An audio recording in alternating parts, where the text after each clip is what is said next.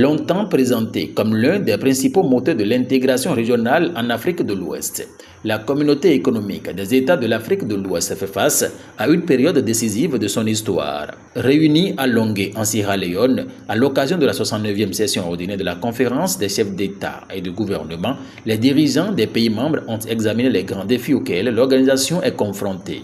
À l'issue des travaux, le président sénégalais Bassirou Diomaye Faye a été porté à la présidence en exercice de la conférence des chefs d'État et de gouvernement de la CEDEAO, succédant à son homologue sierra-léonais. Je garde à l'esprit le lourd héritage de 50 ans d'efforts de solidarité et de construction patiente, portés par la vision et l'engagement de nos illustres anciens, qui ont cru envers et contre tout en l'idéal de l'intégration.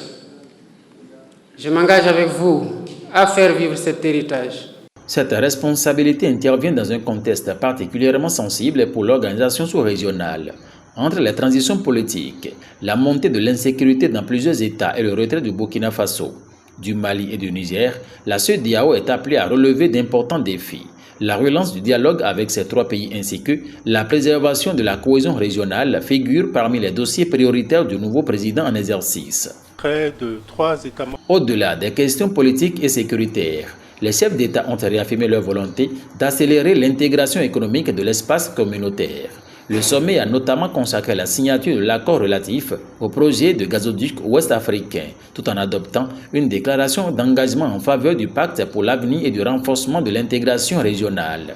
Les travaux ont également été marqués par un changement à la tête de la commission de la CEDEAO. Le Gambien Omar Alieu Touré passe le témoin au Sénégalais, le général Biram Diop, ancien chef d'état-major des armées, ancien ministre des Forces armées du Sénégal et ancien responsable au sein des Nations Unies.